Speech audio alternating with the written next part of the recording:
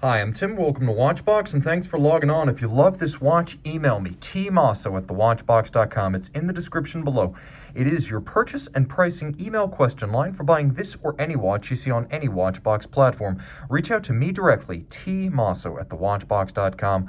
Today, we are looking at a white gold 100-piece limited edition released for the 2019 model year.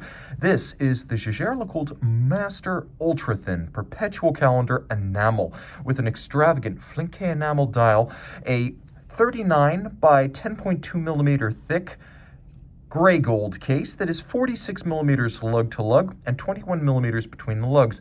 A note on gray gold: it's a higher quality of white gold. JLC makes its own cases and it uses gray gold.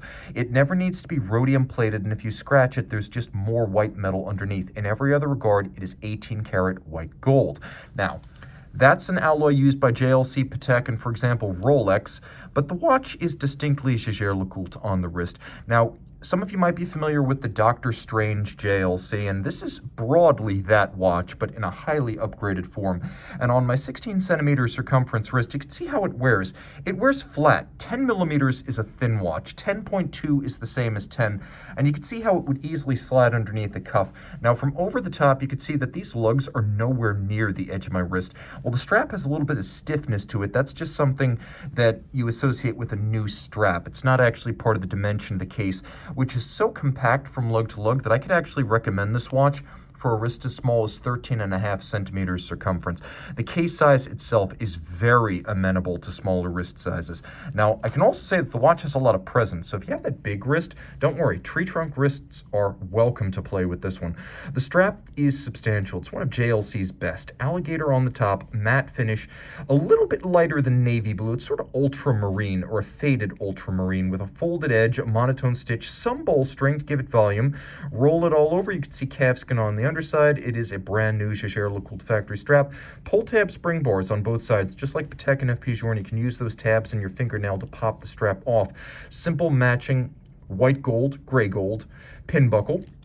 Rolling over the case, the Master Ultra Thins are so much more handsome than the Masters of the 2000s. For the 2010s, this was the case shape that Jaeger-LeCoultre proliferated across the Master line, as it seemed like there were more Master Ultra Thins toward the end than actual Masters. The mid case is slim. The bezel is conical and narrow. There are actually two vertical portions to the bezel. You can see the part that abuts the sapphire and then the part that stepped in from the case flank. So there are actually three planes: vertical, conical, and then vertical. Rolling over to the dial side, you can see that the watch has an extraordinary dial. Jaeger-LeCoultre has been doing enamel for decades. They were one of the original manufacturers during the 90s to recover the art of enamel and practice it in-house. And what we have here is a dial that puts all of their savoir-faire on display. The base, as you can see, has a dramatic rayon or sunburst that explodes out from under the cannon pinion, but it's not like a conventional brushed sunburst. This one has depth and texture. You can see that each of the individual registers has its own separate pattern, as a pyramid is used for the date, the month, and then the day, and then the rayon or explosive sunburst from the center continues over the crescent-style moon phase. And you can see that it is both an age of the moon and a phase of the moon, with a lovely star scatter pattern on the moon phase disc itself. There is one pusher adjuster. One pusher adjuster moves all of the calendar indications. So when you step the date, for example, you also step the day, you step the month, you step the moon phase, even the year, the decade. And yes, we do have century and millennium discs. Everything is mechanically programmed, so as long as you punch in today's date, everything else moves in sync. This is the IWC Kurt Klaus system, first launched in 1985. It is one of the best perpetual calendar mechanisms available, because you never need to look up any of these other indications, especially the moon phase. Just adjust for today's date and everything else moves in sync. Now you can see that there are lovely polished chapterings with metallic blue bases for 3 o'clock, 12 o'clock, or I should say 9 o'clock, 12 o'clock, and 3 o'clock. Also take note, there is a hacking seconds system here, so the base JLC movement gives you the ability to set this perpetual calendar to intervals as small as 1 second. Also, take care to note there is an AM/PM or danger zone indicator just underneath the hands at center. That lets you know the hours it'll turn red, during which you may not use the pusher adjuster. Now, rolling over to the case back, what at first glance appears to be the same old is actually something entirely new.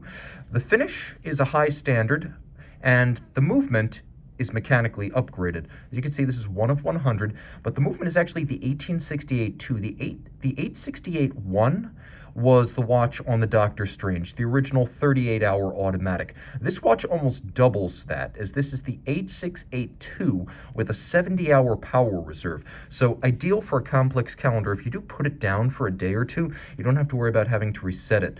It's automatic winding with unidirectional action and ceramic rotor bearings, those two features making for low maintenance on the rotor as well as great efficiency. It beats away at 28,800 vibrations per hour, pivots on 46 joules, and as you can see, there's a handsome array of mechanical and hand finishing.